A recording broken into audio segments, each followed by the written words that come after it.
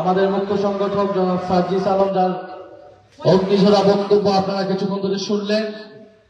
আমাদের সাথে আছেন এই নেত্রকোনা জেলার এনসিপির আহ্বায়ক, যিনি এনসিপি নেত্রকোনাকে সংগঠিত করে যাচ্ছেন, ইঞ্জিনিয়ার শামীম ভাই, এবং আমাদের সদস্য সচিব ফাহিম খান পাঠান, এবং আপনাদের নেত্রকোনার সন্তান জাতীয় ছাত্র শক্তির গুরুত্বপূর্ণ নেতা খান তালাত রাফি, এবং আজকের প্রোগ্রাম যাকে ঘিরে, যার প্রস্তাবনা এবং ইস্তিহার সবাইকে মুগ্ধ করেছে, এই পৌরসভার এনসিপির মেয়র সমর্থক মেয়র প্রার্থী প্রীতম সোহাগ, যিনি ঢাকা বিশ্ববিদ্যালয়ের মেধাবী ছাত্র।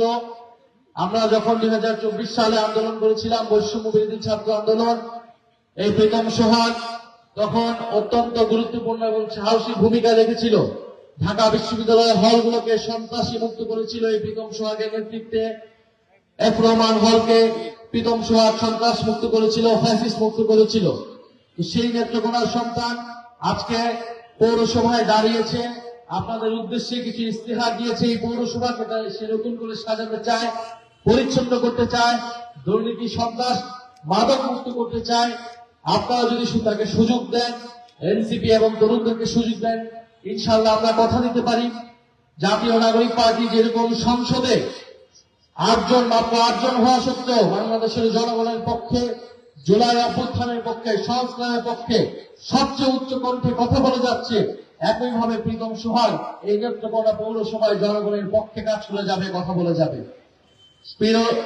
প্রিয় নেত্রকোনাবাসী, আমরা জানি যে জুলাই অভ্যুত্থানে এই নেত্রকোনায় আমাদের অনেক শহীদ রয়েছেন, অনেক আহত যোদ্ধা রয়েছেন। জুলাই গণ অভ্যুত্থানে আপনারা অংশ নিয়েছিলেন একটি নতুন বাংলাদেশ দেখার জন্য, সংস্কার এবং পরিবর্তন দেখার জন্য, বৈষম্যহীন সন্ত্রাস মুক্ত দুর্নীতি মুক্ত বাংলাদেশ দেখার জন্য।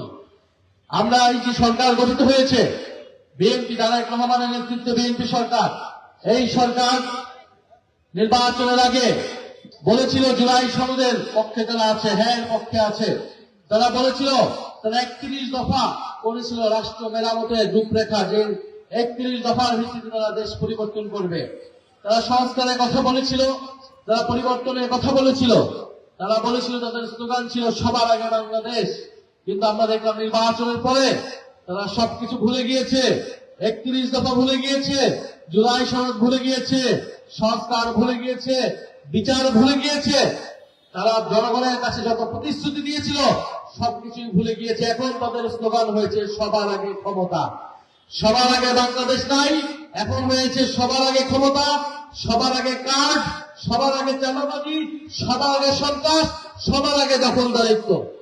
আমরা বলতে চাই বিএনপিকে, আপনারা 16 বছর ধরে মজলুম ছিলেন, ধান খেতে পাট খেতে আপনাদেরকে লুকিয়ে থাকতে হয়েছিল, অজস্র মামলার বোঝা নিয়ে আপনাদের কোর্ট পাড়ায় ঘুরতে হয়েছিল।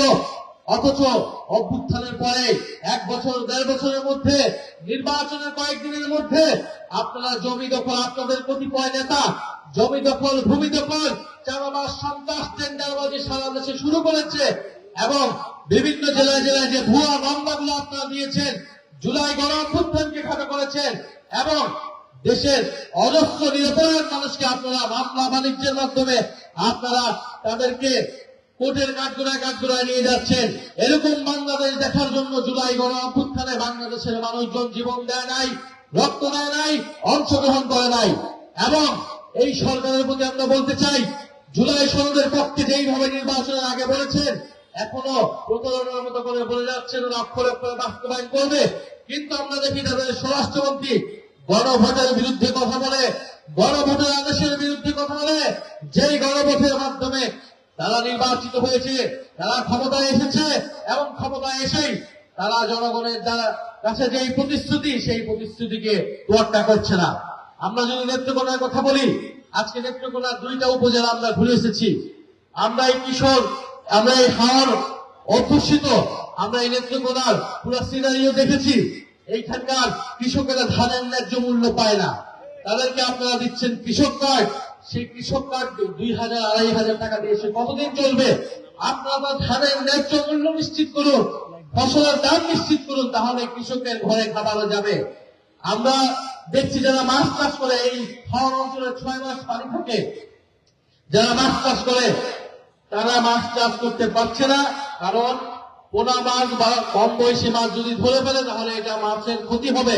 কিন্তু তাদেরকে আপনারা প্রণোদনা দিচ্ছেন না সঠিকভাবে, তাদের কর্মসংস্থান দিচ্ছেন না। 30 কেজি ধান দিয়েছে, সেখানকার জেলেরা বলতেছে জেলে কার্ডের মাধ্যমে এই 30 কেজি ধান আমাকে দিয়েছে, কিন্তু এই 30 কেজি ধান দিয়ে তো আমি 4 মাস চলতে পারবো না, তাহলে এই জেলে কার্ড দিয়ে আমি কি করব? এবং এই জেলে কার্ডও ঠিক মতো তার কাছে জেলেদের কাছে পৌঁছায় না, দলীয় লোকরা নিজেদের মতো সেটা বিতরণ করে। তো এই হচ্ছে নেত্রকোনার অবস্থা। এবং এই নেত্রকোনা আমরা একটা মেডিকেল কলেজ আছে জানি, সেই মেডিকেল কলেজের এখনো কোনো স্থায়ী ব্যবস্থা হয়নি। 350 শয্যা বিশিষ্ট এই মেডিকেল কলেজ হওয়ার কথা, এখানে একটা বিশ্ববিদ্যালয় চালু হওয়ার কথা, সঠিকভাবে পরিচালনা হওয়ার কথা, কিন্তু কোনো কিছুই এই নেত্রকোনার মানুষজন পাচ্ছে না। ফলে আমরা আশা করবো এটা নেত্রকোনার চিত্র না, বাংলাদেশের বহু জেলার চিত্র। বিগত 16 বছর উন্নয়নের গল্প শুনেছি, উন্নয়নের নামে লুটপাট হয়েছে। আমরা এখনো সবার আগে বাংলাদেশের নামে সবার আগে লুটপাটের কোন গল্প এই সরকারকে রচনা করতে দেব না। জাতীয় নাগরিক পার্টি সংসদে আছে, সংসদের বাইরে আছে। অবিলম্বে গণভোটের রায় অনুযায়ী সংস্কার বাস্তবায়ন করতে হবে, আইন শৃঙ্খলার পরিবেশ ঠিক করতে হবে। সরকার কমিটমেন্ট দিয়েছিল 18 মাসে 1 কোটি কর্মসংস্থান দিতে হবে, সেই কর্মসংস্থান আমরা অক্ষরে অক্ষরে সরকারের কাছ থেকে আদায় করে নিব।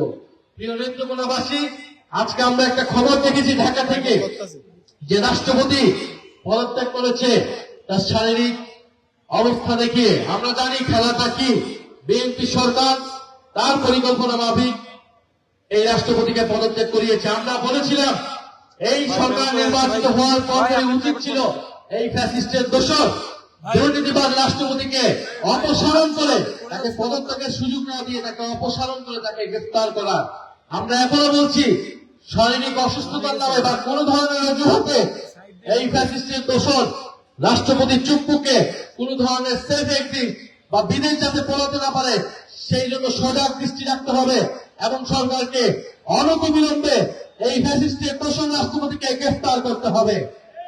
আমরা মনে করি ফ্যাসিস্টের রাষ্ট্রপতি সহ ফ্যাসিবাদের যেই দুর্নীতি, যেই গণহত্যা হয়েছিল, সকল কিছুর বিচার এই বাংলার মাটিতে নিশ্চিত করতে হবে।